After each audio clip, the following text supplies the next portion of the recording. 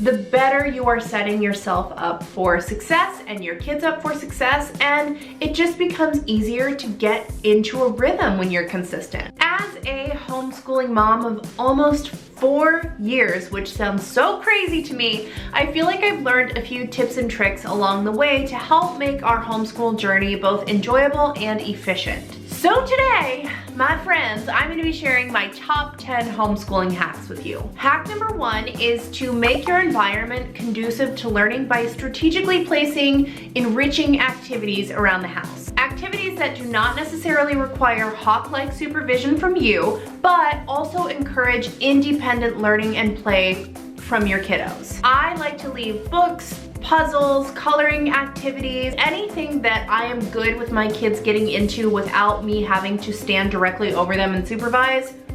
We love that. Make an educational playlist on YouTube. That is hack number 2. And it doesn't have to just be one playlist. You could have multiple educational playlists for different subjects. For example, I have a whole playlist for science experiments. I have a playlist for workouts for my kids, particularly yoga. My girls really, really love yoga. When they've got wiggles to get out and they can't pay attention in school, I know that I can just get onto my kids' workout playlist and put on a video for them so that they can get that extra energy out and then come back to our school day and focus. Hack number 3 is to use games to teach subjects that are difficult for your child.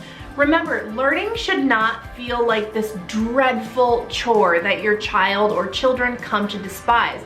It should be fun. It should feel like a privilege to learn. And I find that making it fun, especially when it comes to subjects that are challenging for my kids, is really helpful. Hack number 4 is kind of obvious, but we all need the reminder sometimes. I know I need the reminder, and that's to learn to relax.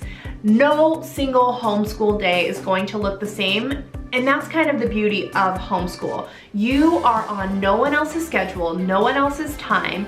It is simply what you want it to be. It's your homeschool journey and it's your kids' homeschool journey, and what you say goes. So if you are feeling like your kids are stressed out, they're frazzled, they're not focusing, take a step back and let everybody relax for a minute. I love that freedom about homeschool. It's a total team effort. Hack number 5 is to get outside when the weather allows. And even if it doesn't allow, dude, put your rain boots on and go have some fun in the rain with your kids. That's another beautiful thing about homeschool.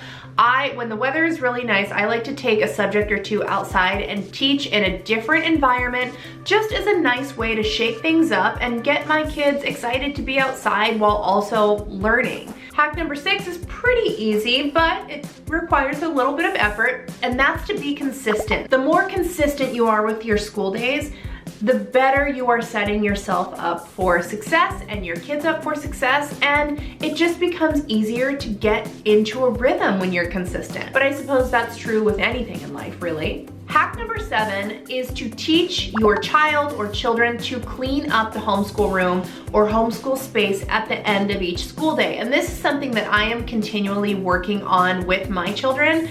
I find that it teaches them to respect our homeschool space, to respect our learning environment, while also teaching personal responsibility. Like, if you don't want to spend 20 minutes cleaning up a disaster that you made by pulling out a million things all at once, then don't pull a million things out all at once. Do you know what I'm saying? I feel like my kids are learning this lesson because mama doesn't play around with leaving messes in the homeschool room. Hack number 8 is to get dressed each school day. Get up, get ready, get your kids up, get your kids ready, and really make that effort to kind of put yourself together for the day. I find that I am most productive on the days when I get out of my pajamas, I run a brush through my rat's nest, put a little makeup on, and make sure that my kids are dressed and well groomed for the day. I don't know what it is. It's just I don't have that same motivation when I stay in my pajamas. Hack number 9 is to spend a few minutes each night preparing for the next day.